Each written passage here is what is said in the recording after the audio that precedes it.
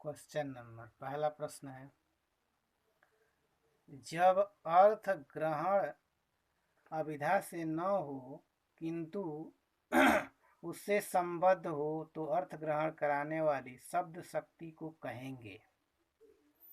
First option दिया हुआ है व्यंजना, ध्वनि, लक्षणा या अभिधा मूला।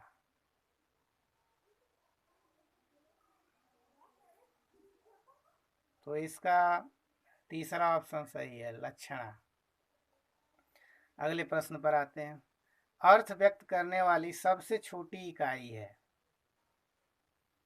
पहला ध्वनि, दूसरा शब्द, तीसरा वर्ण, चौथा वाक्य। कौन सा होगा आप बताइए जल्दी। दूसरा सही है, शब्द। शब्द जो है सबसे छोटी इकाई है। अगला प्रश्न है, स्नेह का शाब्दिक अर्थ नहीं है। तो प्रेम स्नेह होता ही है, चिकनाई भी स्नेहक है, स्नेह से संबंधित है। तेल भी स्नेहक चिकनाई होता है, इसमें भी। गोद, तो इसका ये ऑप्शन चौथा सही होगा, गोद। अगला प्रश्न है, टॉस युवा भारतीय टीम ने जीता और बल्लेबाजी प्रारंभ की। उपर्युक्त वाक्य के उद्देश्य को किस विकल्प में सही प्रदर्शित किया गया है। हमारे विकल्प दिए हुए हैं। पहला नंबर टॉस, दूसरा युवा भारतीय टीम ने, तीसरा ऑप्शन है भारतीय टीम ने, चौथा ऑप्शन है बल्लेबाजी। तो आपके अनुसार कौन सा ऑप्शन सही होना चाहिए।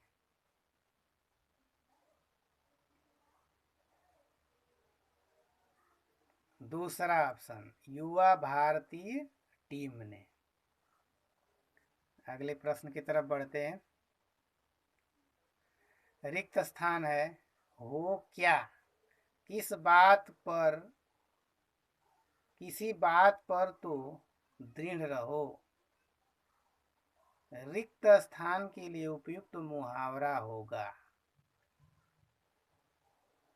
पहला ऑप्शन है मोटी अक्ल का, दूसरा सोने पे सुहागा, तीसरा पत्थर की लकीर, चौथा बेपेंदी का लोटा।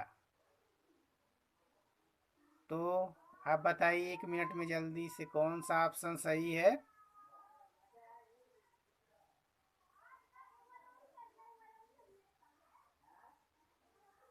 तो बेपेंदी का लोटा ऐसा है क्योंकि यह किसी की तरफ भी जो है दृढ़ नहीं होता है।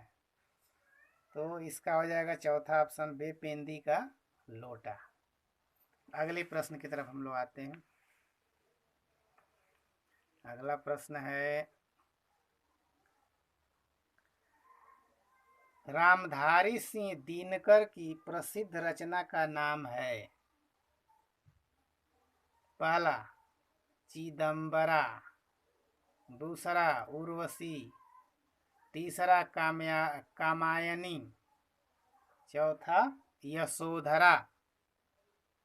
तो आपके अनुसार कौन सा सही होगा, कौन सा सही है, इसमें कौन ऑप्शन सही है। तो रामधारी सिंह दिनकर की रचना जो है उर्वशी है, दूसरा ऑप्शन सही है इसका, उर्वशी दूसरा ऑप्शन सही है। अगला प्रश्न की तरफ बढ़ते हैं। रिक्त स्थान के कारण मैं रस्सी को सांप समझ बैठा। रिक्त स्थान के लिए उपयुक्त शब्द होगा। तो बताइए, इसमें पहला ऑप्शन दिया हुआ है संदेह, दूसरा भय, तीसरा जिज्ञासा, चौथा भ्रम। तो ये दोनों ऑप्शन तो बिल्कुल गलत होंगे। अब बचा दो। तो फिर से एक बार प्रश्न को पढ़िए। के कारण मैं रस्सी को सांप समझ बैठा। तो संदेह नहीं होगा, इसका क्या होगा, भ्रम, भ्रम में पढ़कर जो है हम रस्सी को सांप समझ बैठा, ये सही सत्य होगा। अगला प्रश्न है, कबीर का संबंध किस काव्य धारा से है?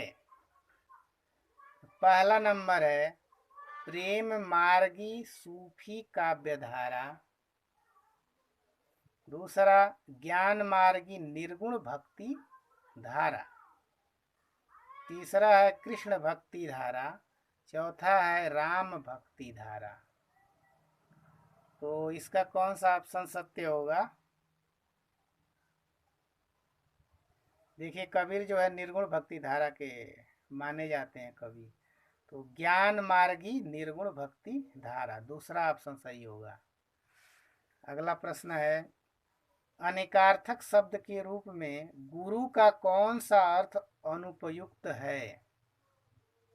तो पहला नंबर पचाने में कठिन, दूसरा शिक्षक, तीसरा भारी, चौथा एक नक्षत्र। तो यहाँ देखिएगा अनुपयुक्त कहा गया है, गुरु का कौन सा अर्थ अनुपयुक्त है, तो ये पचाने में कठिन ये भी हो सकता है सही गुरु का, दूसरा भी शिक्षक ये भी सही है, तीसरा भी उपयुक्त है, भारी को भी गुरु कहा जाता है, इसलिए अनुपयुक्त शब्द जो है चौथा ऑप्शन सही होगा, एक नक्षत्र।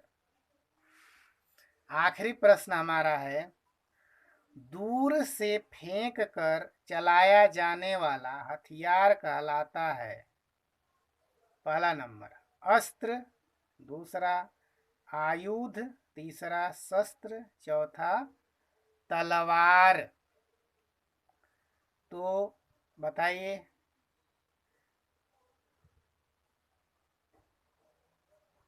तो देखिए जिसको हम दूर से फेंक करके चलाते हैं तो शरीर से संबंध नहीं रखते, मतलब दूरी, तो उसमें क्या होगा, अस्त्र होगा।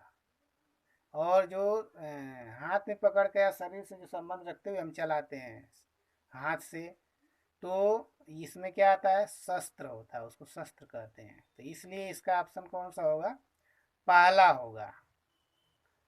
तो धन्यवाद आपको मेरी वीडियो देखने के लिए। अगर मेरी वीडियो पसंद आई हो तो कृपया मेरे चैनल को सब्सक्राइब अवश्य कीजिए ताकि हमारी अगली वीडियो आप तक पहुंचने पाए। Thank you.